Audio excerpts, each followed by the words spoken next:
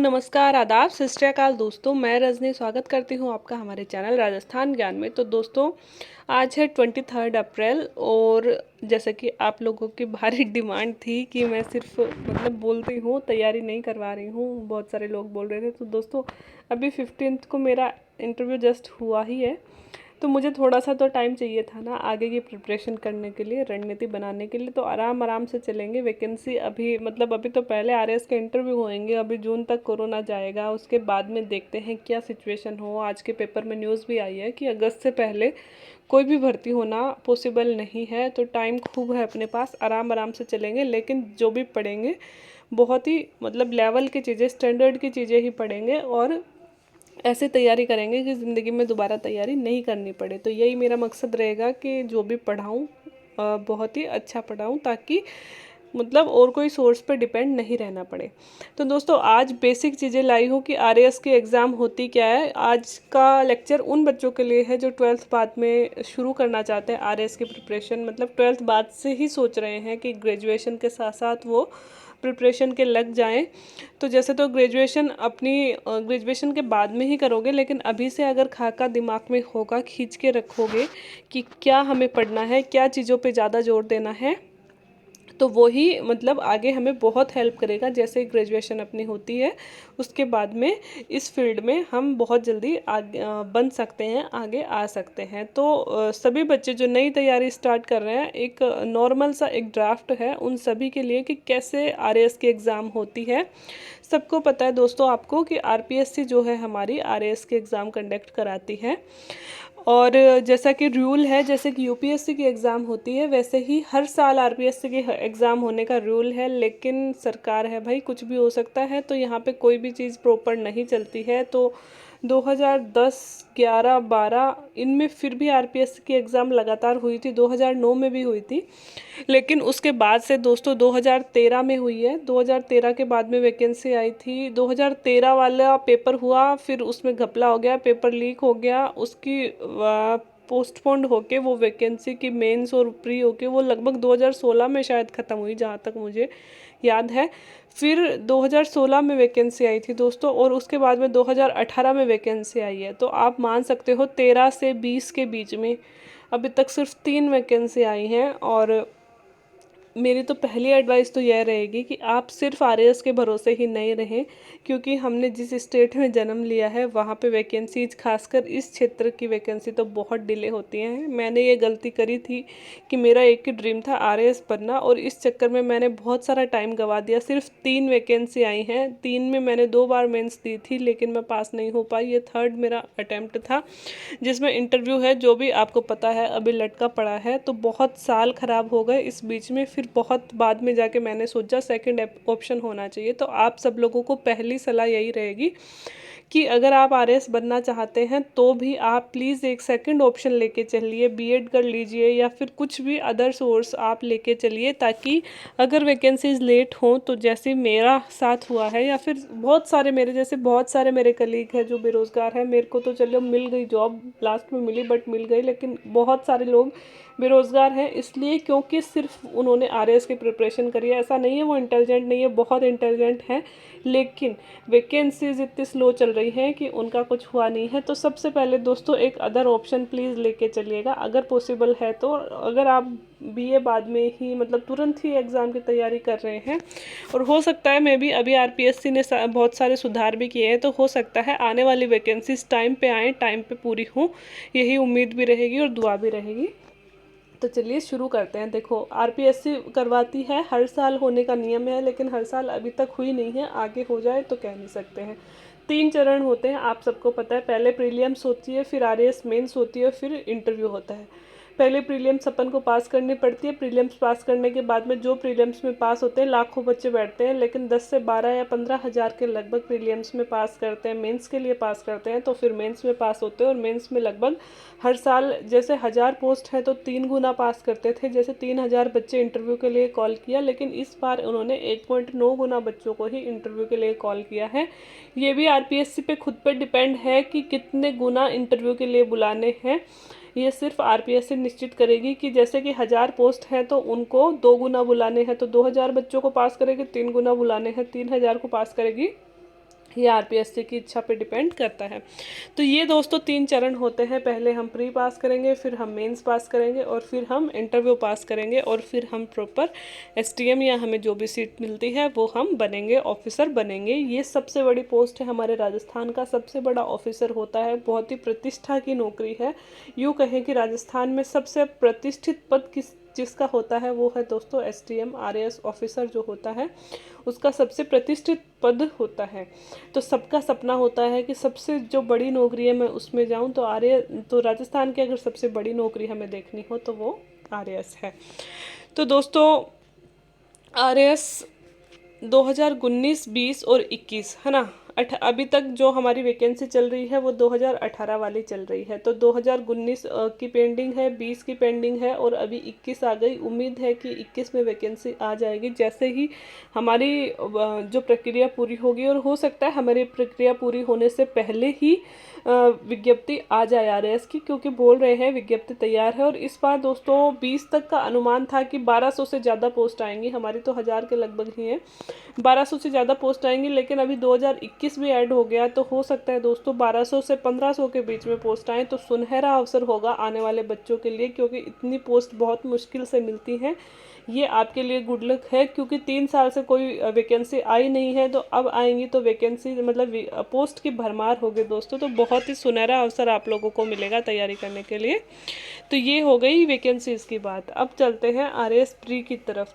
तो सबसे पहले हम तीनों जो चरण हैं हमारे उसमें देख लेते हैं कि तीनों चरणों में होता क्या है, और फिर हम आज सिर्फ डिस्कस करेंगे आरएएस प्री का सिलेबस, बाकी कुछ नहीं डिस्कस करेंगे प्री में क्या होता है, और हम चरण बाय चरण ही आगे बढ़ेंगे। तो सबसे पहले दोस्तों प्री जो होता है, प्री में 150 प्रश्न पूछे जाते हैं और 200 नंबर के होते हैं ये 150 प्रश्न। कुल प्रश्नों की संख्या होगी 150 और मार्क्स कितने होंगे, 200 मार्क्स होंगे। इसके लिए अपन को 3 घंटे दिए जाएंगे और 3 घंटे में हमें ये 200 क्वेश्चन या फिर मतलब 150 प्रश्न हल करने होंगे। लेकिन सारे प्रश्न हल नहीं करने होते हैं, क्योंकि 1/3 नेगेटिव मार्किंग होती है। तो अगर आपने 150 के 50 अटैम्प्ट कर दिए और उसमें से कुछ ज़्यादा गलत निकल गए तो नंबर बहुत कम हो जाएंगे, तो नहीं करने हैं इतने, और ना ही हमें इसमें कोई मेरिट लानी है, क्योंकि कट ऑफ लो दोस्तों 50% के लगभग ही रहती है। इवन 50% तो मैं बहुत सिक्योर बता रही हूँ, सेफ बता रही हूँ, कि जैसे 200 नंबर का पेपर होगा तो हमें ये टारगेट रखना है कि हमें 100 नंबर लाने हैं। आप किसी भी कास्ट और किसी भी कैटेगरी से हो, आपका ये टारगेट होना चाहिए कि 200 में से 100 नंबर लाने हैं। ये मतलब सबसे सेफ जो स्कोर है वो बोल सकते हैं, बिकॉज हमेशा 50% भी नहीं जाती है कट ऑफ, 100 नंबर भी नहीं जाते हैं। आपको अचंभा होगा देख के कि आरएएस की कट ऑफ कितनी कम जाती है। 2013 में लगभग 75-76 नंबर गए थे दोस्तों, 200 में से सिर्फ 200 में से 75-76 नंबर पासिंग मार्क्स बता रही हूँ मैं, और ये भी मैं जनरल कैटेगरी के बता रही हूँ, बाकी तो और थोड़े नीचे कम हो जाएंगे, है ना। 2016 में भी इतने ही थे, 75 या 74 के आसपास थे, और 2018 में 76 नंबर ही थे। ये बॉयज़ के बता रही हूँ मैं। गर्ल्स के तो 2018 में थे शायद 66 मार्क्स थे, 66 पॉइंट कुछ मार्क्स थे।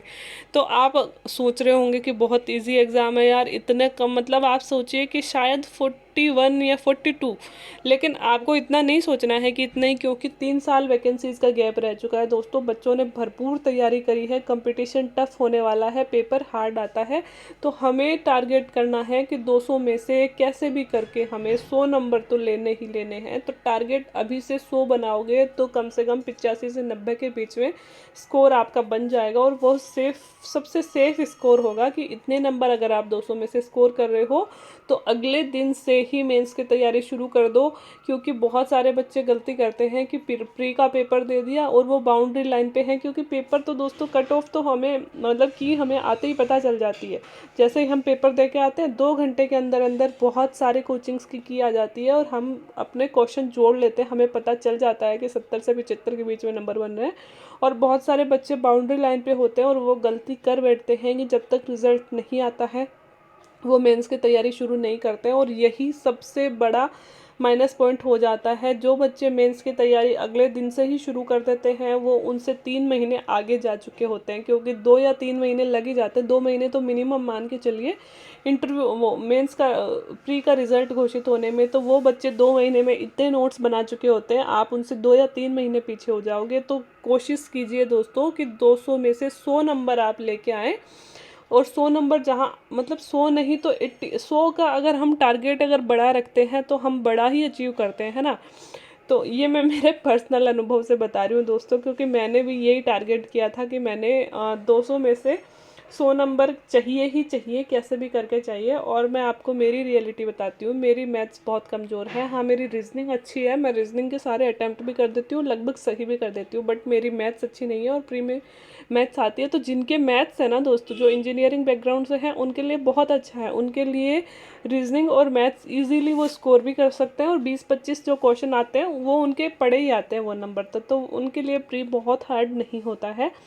और बाकी थोड़ा बहुत भी जीके वगैरह अच्छा कर लेते हैं, मतलब इंटेलिजेंट तो होते ही हैं सब लोग। अगर कोई सच्चे दिल से तैयारी कर रहा है तो मेहनत तो सब लोग करते ही हैं, लेकिन उनके लिए थोड़ा ईजियर हो जाता है, क्योंकि ये चीज़ वो अटेम्प्ट कर लेते हैं। जो लेकिन हम जो आर्ट्स के बच्चे हैं, खासकर मेरे जैसे जो बच्चे हैं जिनकी मैथ्स बहुत अच्छी नहीं है, उनके लिए थोड़ा मुश्किल हो जाता है। क्योंकि जो 5, 7, 8 क्वेश्चन मान लो मैथ्स के आए हैं, तो वो तो मेरे जीरो ही आएंगे, उसमें से तो मेरे कुछ नहीं आना है। तो मुझे अपनी आर्ट्स वाला जो ह्यूमैनिटीज़ वाला बैकग्राउंड है वो मुझे बहुत अच्छे से तैयार करना पड़ता है।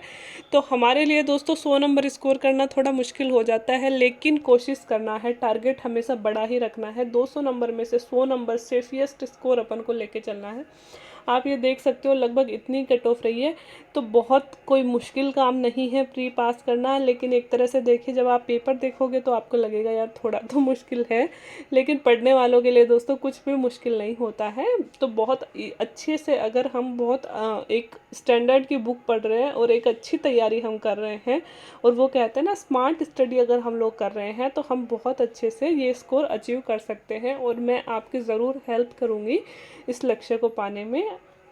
अपनी तरफ से 100% देने की कोशिश करूँगी कि जिस तरह से मैंने तैयारी की आप सब लोगों को भी वैसे ही अपने साथ लेके चलने की कोशिश करूँगी। तो ये तो हो गई दोस्तों प्री की बातें। अब मेंस में क्या होता है, मेंस के लिए हम आगे देखेंगे, लेकिन इतना बता देती हूँ मोटा मोटा 4 पेपर होंगे दोस्तों मेंस में। प्री और मेंस का सिलेबस आप ऐसे सोच लीजिए, मतलब सब लोग बोलते हैं ना मेंस और प्री को हम साथ लेके ही चले, साथ लेके ही तैयारी करें, लेकिन रियलिटी ये है दोस्तों बहुत डिफरेंस है सिलेबस में। क्योंकि मेंस में अनाप शनाप सिलेबस जोड़ दिया है, तो वो हम चाह के भी एक साथ तो नहीं लेके चल सकते। और मैं अपने चैनल पे तो बिल्कुल भी नहीं लेके चलूँगी एक साथ कि मैं आपको मेंस और प्री दोनों साथ करवा रही हूँ।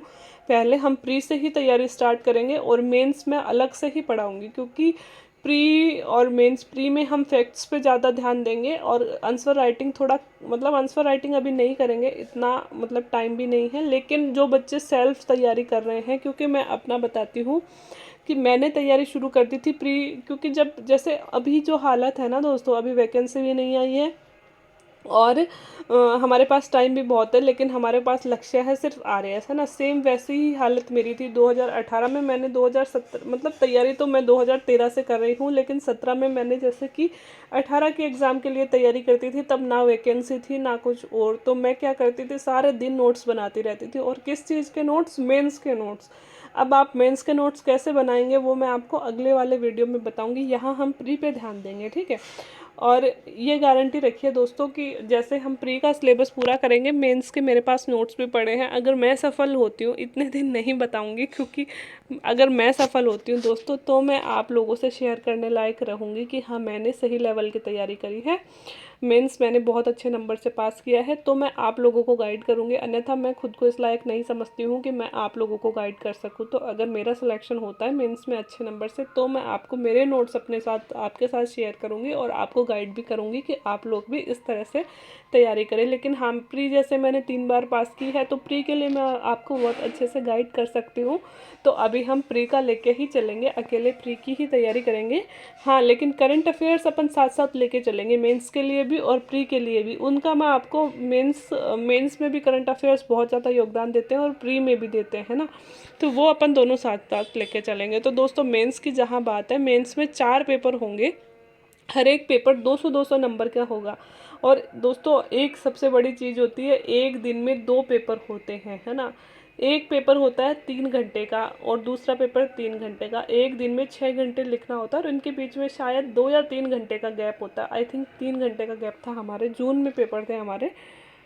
और दोस्तों इतना सा गैप, 2 3 3 घंटे के 2 पेपर, और सिर्फ उनमें अपन को लिखना है। तो राइटिंग प्रैक्टिस अभी से शुरू कर दीजिए। जिसको प्रॉपर आर्य बनना है, भयानक वाली राइटिंग आपको करनी पड़ेगी। कुछ भी लिखे बिना मत पढ़िए। आपका हाथ इतना फास्ट चलना चाहिए कि जब मेंस में आप 3 3 घंटे के 2 पेपर एक दिन में लिख रहे हो तो आपकी उंगली थकनी नहीं चाहिए, आपको वो चीज़ नई नहीं लगनी चाहिए।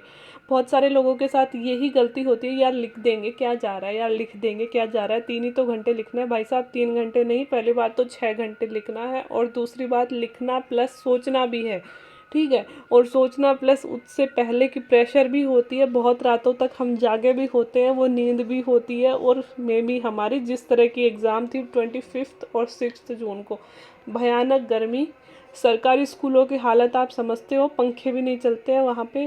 वैसी हालत, दोस्तों की हालत तो वैसी थी कि हैजा हो जाएगा गर्मी में। और उस टाइम पे 6 घंटे लिखना प्लस 1 घंटे पहले तो अपन सेंटर पे चले ही जाते हैं, है ना। 3 घंटे का बीच में ब्रेक है, वहाँ भी अगर आपका घर या रूम पास है तो आ जाइए, वरना वहीं स्कूल में बैठे रहना है कहीं कोने में छाया में दुबक के। और अगला पेपर 3 घंटे का, तो आप सोचिए कि 10 घंटे आपको उस स्ट्रेस्ड वाले माहौल में रहना है और अपने दिमाग को कूल भी रखना है कि पहला ही पेपर बिगड़ गया तो दूसरा पेपर हम कैसे करने वाले हैं, है ना। तो ये सब चीज़ें बैलेंस करने के लिए दोस्तों बहुत ज़्यादा धैर्य की, मेडिटेशन की ज़रूरत होती है। तो अभी से हमको इस तरह से ही प्रिपेयर करना है कि हम उस स्ट्रेस में आए ही नहीं। हर दिन आपको ये एक टारगेट बना लीजिएगा कि हर दिन आपको, चाहे आप नोट्स बना रहे हो, चाहे आप रिटन प्रैक्टिस कर रहे हो, चाहे आप प्री के ही नोट्स क्यों नहीं बना रहे हो, लेकिन हर दिन आपको 3 4 घंटे औसत लिखना है। या फिर आप पेजेस का टारगेट बना लीजिए कि मुझे 20 पेजेस एक दिन में लिखने ही लिखने हैं। अभी से शुरू करोगे दोस्तों, मेंस की प्रैक्टिस तो तभी होगी। बहुत इजी नहीं है मेंस लिखना। और बहुत बच्चे जो बहुत इंटेलिजेंट होते हैं दोस्तों, उनके पेपर छूट जाते हैं, इसलिए वो सक्सेसफुल नहीं हो पाते हैं। तो कम से कम ये कोशिश कीजिएगा कि रिटन प्रैक्टिस इतनी शानदार हो कि पेपर नहीं छूटे आपका। नहीं आ रहा क्वेश्चन कोई बात नहीं है, लेकिन वो गम नहीं रहे कि यार मुझे आ रहे थे बट मैं लिख नहीं पाया। और ख़ासकर जो फोर्थ पेपर होता है ना, हिंदी इंग्लिश वाला, वो तो इतना वाइड होता है दोस्तों कि 90% बच्चे उसमें ऐसे ही रोते रोते आते हैं कि मेरा आधा पेपर छूट गया, 40% छूट गया, 50% छूट गया। लेकिन मेरा कभी नहीं छूटा है भाई, मुझे नहीं आया वो नहीं आया, लेकिन मैं झूठ नहीं बोलूँगी, छूटता नहीं है क्योंकि मैं बहुत लिखती हूँ। आप लोगों को प्रूफ भी दिखाया था कि मैं लिखती हूँ। तो इतन मतलब मेरा खुद का एक्सपीरियंस है कि बहुत लिखिए दोस्तों, है ना। लिख लिख के, लिखने से ऑब्वियस सी बात है याद भी ज़्यादा होते हैं और हमें लिखना है आगे जाके। तो इसलिए मेंस की तैयारी सिर्फ रिटन प्रैक्टिस में ही है। अब 800 नंबर का मेंस होगा, 200 नंबर के 4 पेपर होंगे, है ना। अब 200 नंबर में से आपको लाने कितने नंबर है तो आप देख सकते हो। मैंने लगभग अंदाजन कट ऑफ लिखी है। 2013 में 800 में से सिर्फ 352 नंबर, कितने नंबर, 352, है ना। 50% भी नहीं है। 800 में से 50% कितने होंगे, 400, लेकिन कितने गई, 352। और यहाँ पे मैथ्स भी चलती थी, 2016 में भी मैथ्स चलती थी, 327 नंबर 800 में से। तो आप लोग को लग रहा होगा कि बहुत ईजी है यार, ये तो 50% पे नंबर नहीं जा रहे, लेकिन स्कोरिंग थोड़ी हार्ड होती है। तो लगभग सबके इतने ही नंबर आते हैं, कोई बहुत ज़्यादा। जो टॉपर्स थे ना दोस्तों 2016 बैच के, उनके 400 नंबर आए थे 800 में से। मेरे भैया हैं, उनके 401 नंबर के लगभग थे, है ना। 401 या 2 थे उनके मेंस में, है ना, 2016 मेंस में, है ना। तो टॉपर के इतने नंबर आते हैं, तो हमें इतना फ़र्क रखना है कि सिंपल हमें पास ही नहीं होना है, हमें टॉपर बनना है। तो इतने नंबर, वो मतलब कोशिश हमें करनी है। बाकी मेंस के नंबर हमें पता नहीं चल पाते हैं पेपर लिखने के बाद में भी, कि सामने वाले टीचर पे डिपेंड करता है कि वो अपन को कितने नंबर देगा। अब 2018 का बताती हूँ दोस्तों। 2018 में बहुत बड़ी दुर्घटना हुई है बच्चों के साथ में। हुआ क्या था, 2018 में एक तो मैथ्स हटा दी गई थी, तो अब ह्यूमैनिटीज़ वाले सब्जेक्ट ही बचे थे। तो सबको लग रहा था इस बार कट ऑफ जाएगी कम, तो सबको लग रहा था कि 310 या 25 से ज़्यादा कट ऑफ नहीं जा सकती, क्योंकि मैथ्स हटा दी है तो स्कोर कम बनेंगे बच्चों के, ठीक है। लेकिन उल्टा हुआ है। और मतलब आप पहले के वीडियो खोल के देखना आप, 2018 मेंस की कट ऑफ है ना, एक्सपेक्टेड कट ऑफ वाले वीडियो खोल के देखना, 25 से ज़्यादा कोई भी नहीं बता रहा है। और 40 वालों को तो टॉपर बता रहे हैं कि जिसके 340 आएंगे वो तो टॉपर बन जाएंगे, और भाई साहब कट ऑफ गई है 345। तो आप समझ सकते हो बच्चों ने कितनी मेहनत करी है, कंपटीशन कितना टफ है, हर साल कट ऑफ बढ़ती जा रही है ना। लेकिन दोस्तों एक रीज़न भी है 345 कट ऑफ जाने के, क्योंकि हर साल जैसे इस बार लगभग 1000 पोस्ट हैं तो 3000 बच्चे पास करने थे, है ना, क्योंकि 3 गुना बच्चे पास करते हैं। तो अगर 3 गुना बच्चे पास करते तो लगभग वही 320-25 के आसपास कट ऑफ होती। लेकिन इस बार इन्होंने सिर्फ 1900 के लगभग कुछ बच्चे पास किए, 1.9 गुना बच्चे ही इन्होंने पास किए हैं। तो इस बार की कट ऑफ हाई गई है पिछले साल के मुकाबले। तो आप समझ सकते हैं इतनी कट ऑफ आप लेके चलिए कि मुझे 400 नंबर लाने हैं 800 में से। इस बार में भी कंपटीशन और भी टफ हो सकता है दोस्तों, क्योंकि बच्चों को टाइम थोड़ा मिल गया। और बाकी आगे देखेंगे प्री और मेंस के बीच में कितना टाइम होता है। हमें लगभग 1 साल का टाइम मिल गया था दोस्तों, हमारी 3 बार मेंस के एग्ज़ाम पोस्टपोन्ड हुई थी, तो हमें बहुत टाइम मिल गया था। जितना ज़्यादा टाइम मिलता है ना, प्रैक्टिस भी उतनी ज़्यादा हो जाती है बच्चों की, कंपटीशन उतना टफ होता जाता है। तो आप दुआ कीजिए कि 45 दिन में आपकी मेंस हो जाए। कम टाइम मिलता है, कंपटीशन थोड़ा कम हो पाता है ना। तो ये हो गई मेंस की बातें, ठीक है। और मेंस में हर पेपर में होता क्या है वो हम आगे डिस्कस करेंगे, अभी हमें उसकी ज़रूरत नहीं है। रही बात इंटरव्यू की, 100 नंबर का इंटरव्यू होता है। प्री में दोस्तों सिर्फ पासिंग मार्क लाने हैं, प्री में कोई भी नंबर जोड़ा नहीं जाता है, ठीक है।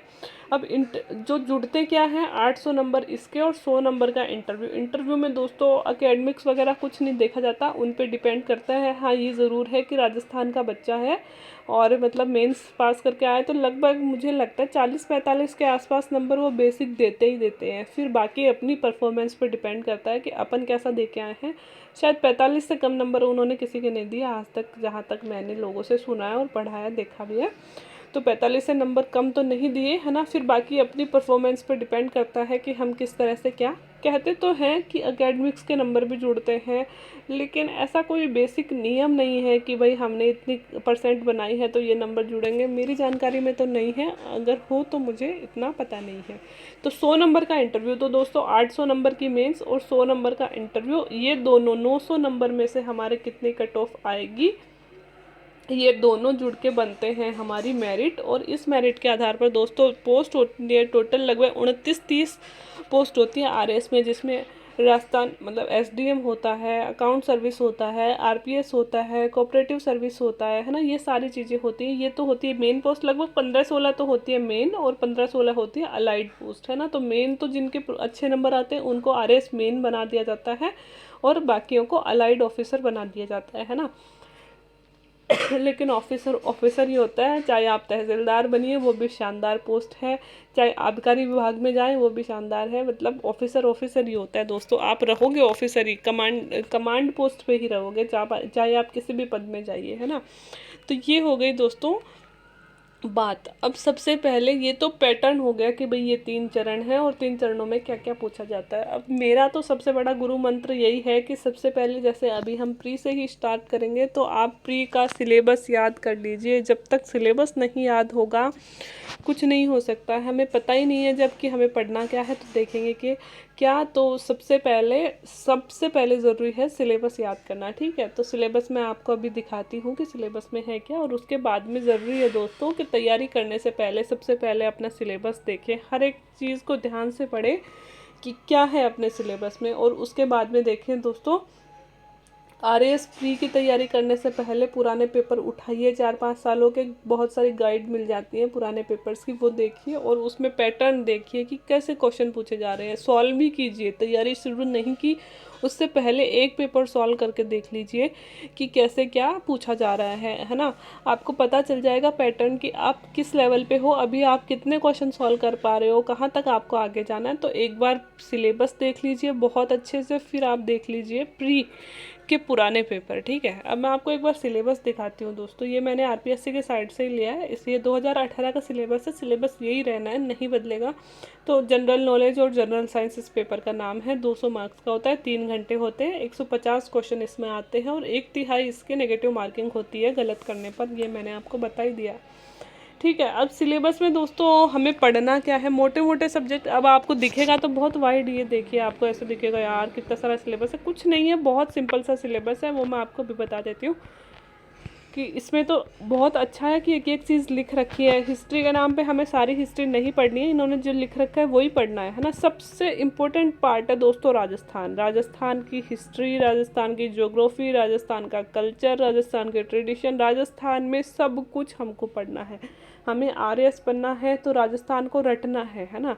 और दोस्तों बुक्स तो मैं आपको एक अलग वीडियो बना दूंगी, उसमें मैं मतलब मैं किसी का प्रचार नहीं करूंगी, लेकिन जो मैंने बुक्स पढ़ी हैं वही मैं आपको शेयर कर दूंगी, बता दूंगी कि मैंने इस सब्जेक्ट के लिए ये बुक्स पढ़ी हैं प्री में। तो वो एक अलग वीडियो बना दूंगी, यहाँ पे मैं बताऊंगी, बहुत ज़्यादा वाइड हो जाएगा। तो पहली चीज़ आप ये याद रखिए कि ये राजस्थान का आर्ट एंड कल्चर है सारा, और राजस्थान की हिस्ट्री है ना। ये सारी चीज़ें हैं पहले, मतलब पहली पहल। और उसके बाद में दोस्तों इंडियन हिस्ट्री है। इंडियन हिस्ट्री में एंशियंट और मिडाइवल कम है, मतलब मध्यकालीन और प्राचीन काल वाली तो देखिए इतने से ही दे रखे हैं, है ना, बहुत कम है। मॉडर्न हिस्ट्री मेन है, अपने मॉडर्न हिस्ट्री अपन बहुत अच्छे से पढ़ लेंगे। ठीक है, तो ये दूसरा पार्ट हो गया हिस्ट्री। तीसरा पार्ट हो गया दोस्तों ज्योग्राफी। तीन ही मतलब एक ज्योग्राफी है। ज्योग्राफी में दोस्तों वर्ल्ड ज्योग्राफी भी है, राजस्थान की ज्योग्राफी भी है और इंडियन ज्योग्राफी भी है। तीनों ज्योग्राफी, ज्योग्राफी कौन कौन सी, वर्ल्ड भी, राजस्थान की भी और इंडियन भी। तो इसमें दोस्तों वर्ल्ड की तो थोड़ी कम पूछी जाती है, ज्योग्राफी इंडिया की और राजस्थान की थोड़ी ज़्यादा पूछी जाती है। ठीक है, उसके बाद में हम देखते हैं, आपको वाइड चीज़ें मतलब देखनी हो, एक एक चीज़ आप इसमें देख लीजिएगा। मुझे बोलने का कोई मतलब है नहीं, आपके सामने सिलेबस, नीचे पीडीएफ का लिंक भी शेयर कर दूंगी मैं डिस्क्रिप्शन बॉक्स में, वहाँ से भी आप देख लीजिएगा, है ना। फिर ज्योग्राफी राजस्थान हो गई। फिर दोस्तों ये बहुत मेन पार्ट है, Indian constitution, political system and governance. इसमें इंडिया का कॉन्स्टिट्यूशन है और थोड़ा सा राजस्थान का भी आ जाएगा इसमें, कि राजस्थान में भी ये विभाग कब बना है वो भी अपन देख लेंगे।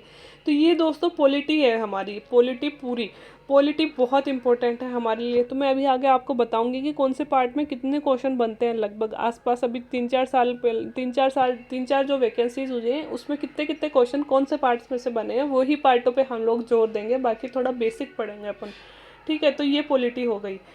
फिर दोस्तों political and administrative system of Rajasthan, मतलब ये राजस्थान की पॉलिटी हो गई, है ना। मतलब अपन को पॉलिटी पढ़नी है, इंडियन भी और राजस्थान की भी, प्लस कॉन्स्टिट्यूशन भी अपन को पढ़ना है। फिर दोस्तों ये है economic concept and Indian economy. दोस्तों ये बहुत इजी सा है, बहुत सिंपल सी चीज़ें पूछी जाती है, इसमें से कुछ नहीं पूछा जाता मोस्टली, तो रिजर्व बैंक वगैरह के बारे में, है ना। और ज़्यादा तो करंट में से ही पूछा जाता है। इकोनॉमी के नाम पे तो हमें करंट ही पढ़नी है, मैं तो मोस्टली करंट ही पढ़ती हूँ, बहुत कम नोट्स पढ़ती हूँ। इकोनॉमी के बेसिक सी चीज़ें कि रेपो रेट, रिवर्स रेपो, फलान दिखान, ये थोड़ी बहुत पढ़ लिया। और फिर बाद में सबसे ज़्यादा इसमें पूछा जाता है दोस्तों इकोनॉमिक सर्वे, भारत का भी और राजस्थान का भी। खासकर ये देखो इकोनॉमी ऑफ राजस्थान दे रखे ना, और इधर मतलब इस वाले पार्ट में भी इकोनॉमिक सर्वे बहुत इंपॉर्टेंट है दोस्तों, वो ही उसमें से ही मोस्टली क्वेश्चन, आप यकीन नहीं करोगे 7-8 क्वेश्चन इकोनॉमिक सर्वे में से बने। फिर जो राजस्थान की इकोनॉमी है ना दोस्तों, इसमें सारे आ जाएंगे, पशुपालन भी, राजस्थान की कृषि भी, राजस्थान में थोड़े बहुत उद्योग वगैरह चल रहे हैं वो भी, और प्लस राजस्थान का इकोनॉमिक सर्वे, उसी में से ही आ जाते हैं क्वेश्चन। तो हमें बहुत ज़्यादा किताबें इकोनॉमी के लिए, मैंने तो नहीं पढ़ी थी, तो मैं आप लोगों को भी सजेस्ट नहीं करूँगी कि बहुत ज़्यादा किताबें इस चीज़ के लिए पढ़िए।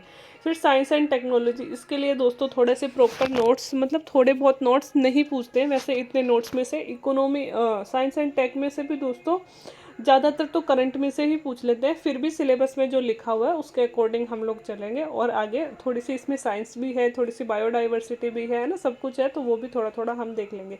रीजनिंग एंड मेंटल एबिलिटी बहुत इजी पूछते हैं, कुछ हार्ड नहीं पूछते हैं। हाँ, मैथ्स थोड़ी सी मुझे टिपिकल लगती है क्योंकि मेरी थोड़ी वीक है, आप लोगों को नहीं लगेगी। जिसको बेसिक मैथ्स आती है ये वाला पोर्शन उनके लिए सबसे अच्छा ये वाला ही रहता है, जिसको बेसिक मैथ्स आती है। रीजनिंग तो मैं भी सारी कर देती हूँ और रीजनिंग मैं सही भी करती हूँ ना। रीजनिंग मतलब कभी आरएस वाली रीजनिंग मैंने गलत नहीं करी है, लेकिन मैथ्स मुझे नहीं आती है। लेकिन जिनकी बेसिक मैथ्स अच्छी है वो ईज़िली कर देंगे। रही बात करंट अफेयर्स की, तो करंट अफेयर्स के लिए अलग से कुछ नहीं पढ़ना है। मैं डेली के करंट अफेयर्स शुरू करने जा रही हूँ, तो वही हम लेके चलेंगे राजस्थान इंडिया के। इसमें से क्वेश्चन बहुत पूछते हैं, दिख रहा है बहुत छोटा सा, लेकिन क्वेश्चन बहुत पूछे जाते हैं। सबसे ज़्यादा मतलब ये मान लो कभी कभी तो 30-30 क्वेश्चन भी पूछे गए हैं करंट अफेयर्स में से। तो क्वेश्चन बहुत पूछे जाते हैं, तो इसे छोटी मोटी चीज़ नहीं समझनी है, और इसके लिए हमें अलग से किताबें भी नहीं पढ़नी है, लेकिन ये हमें डेली पढ़ना है। इसके लिए तो आप अपनी कॉपी बना लीजिए अलग, और अगर डेली पढ़ोगे ना तो कॉपी को रिवाइज करने की भी ज़रूरत नहीं होगी, वही चीज़ें रिवाइज होती रहती है, अपने आप याद रहने लग जाएंगी। ठीक है, तो दोस्तों ये था सिलेबस। अब एक बार मैंने थोड़ा सा मोटा मोटा तैयार किया है कि कहाँ से क्या क्या पूछा जा रहा है। तो सबसे ज़्यादा दोस्तों राजस्थान का सामान्य ज्ञान, मैंने कहा कि अगर आरएएस बनना है तो राजस्थान पढ़ना ही है, तो सबसे ज़्यादा क्वेश्चन तो उसी पार्ट में से आ रहे हैं, 30 से 35। ये 2013, 16 और 18 के पेपर का बेसिक एनालिसिस है कि लगभग इतने क्वेश्चन उसमें से आ रहे हैं। फिर जो इंडियन हिस्ट्री है और राजस्थान की हिस्ट्री, मतलब इंडियन हिस्ट्री में से 10-15 क्वेश्चन बहुत ज़्यादा नहीं आ रहे हैं, लेकिन जो पॉलिटी है दोस्तों बहुत इंपॉर्टेंट है। पॉलिटी 20-25 और कभी कभी 30 क्वेश्चन भी आए हैं, लगभग 20-25 एवरेज क्वेश्चन आ रहे हैं। फिर विश्व और भारत का जो भूगोल है और जो राजस्थान का भूगोल है, उसमें से भी 13 से 20 के लगभग, या 17 या 20 इतने क्वेश्चन आ रहे हैं। फिर इकोनॉमी में से बहुत ज़्यादा नहीं आते हैं, 5 से 10 क्वेश्चन आते हैं। साइंस टेक में से दोस्तों कभी तो बिल्कुल नहीं आते और कभी बहुत ज़्यादा आ जाते हैं। तो मुझे इतनी पसंद नहीं है साइंस टेक। अगर किसी को इंटरेस्ट हो तो वो इस चीज़ पे भी ध्यान दे सकता है, लेकिन मैं बताऊंगी बेसिक अपन को मानसिक योग्यता, मतलब मेंटल एबिलिटी, और ये जो इस पे हमें थोड़ा मतलब ज़्यादा ध्यान देना है। क्या करना है कि रोज़ अपन मतलब रोज़ आप लोग एक पे मतलब 1 घंटा आप मैथ्स और रीजनिंग को दे दीजिए। निकालने में भी मज़ा आता है, दिमाग भी फ्रेश हो जाता है, और उसके साथ ये तैयार भी हो जाएगी, आपको अलग से बर्डन नहीं पड़ेगा। तो रोज़ इसको दे दीजिए समसामयिकी। रोज़ आप 1 घंटा किसी भी वीडियो, किसी भी चैनल पे कोई भी वीडियो, और प्लस डेली के न्यूज़पेपर आप पढ़ते रहिए, तो ये वैसे हो जाएगी। तो इन दोनों का तो बर्डन लेना ही नहीं है। हमें तैयार क्या करने हैं, तैयार करना है हमें राजस्थान और हिस्ट्री और इको वो पॉलिटी और ज्योग्राफी, 4 चीज़ें हमें बहुत अच्छे से पढ़नी है। एक तो पॉलिटी, लक्ष्मीकांत में से पॉलिटी पढ़ेंगे, बुक्स मैं आगे बता दूंगी। पॉलिटी बहुत अच्छी पढ़नी है, राजस्थान बहुत बहुत बहुत अच्छी पढ़नी है, भूगोल बहुत अच्छे से पढ़ना है, और क्या रह गया अपना इतिहास भी बहुत अच्छे से पढ़ना है। ये 4 चीज़ें बहुत इंपॉर्टेंट है। मेरा तो पूरा ध्यान इन्हीं पे रहता था, इस पे तो बिल्कुल ही नहीं रहता था। इकोनॉमी पे भी नहीं रहता था, साइंस टेक पे भी नहीं रहता था। इन दोनों को भी मैं अच्छे से तैयार कर लेती थी। मैथ्स नहीं आती थी, लेकिन रीजनिंग डेली निकालती थी, और मैथ्स में निकालते डेली थी तो कुछ तो कर ही देती थी। 7-8 क्वेश्चन भी आ रहे हैं तो उसमें से 2-3 तो कर ही देती थी। और समसामयिकी में तो मुझे बहुत इंटरेस्ट आता है हमेशा से, तो करंट तो मैं हमेशा से पढ़ती हूँ, तो ऐसे ही अपन लेके चलेंगे।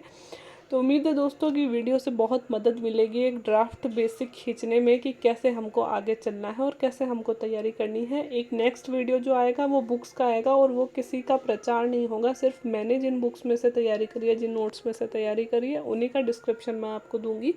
और वीडियो का जो ये पीडीएफ अगर चाहिए तो मैं नीचे डिस्क्रिप्शन बॉक्स में आपको पीडीएफ भी अवेलेबल करा दूंगी। तो वीडियो देखने के लिए थैंक यू वेरी मच। अगर हेल्प मिली हो वीडियो से तो please like share and subscribe my channel. Thank you very much.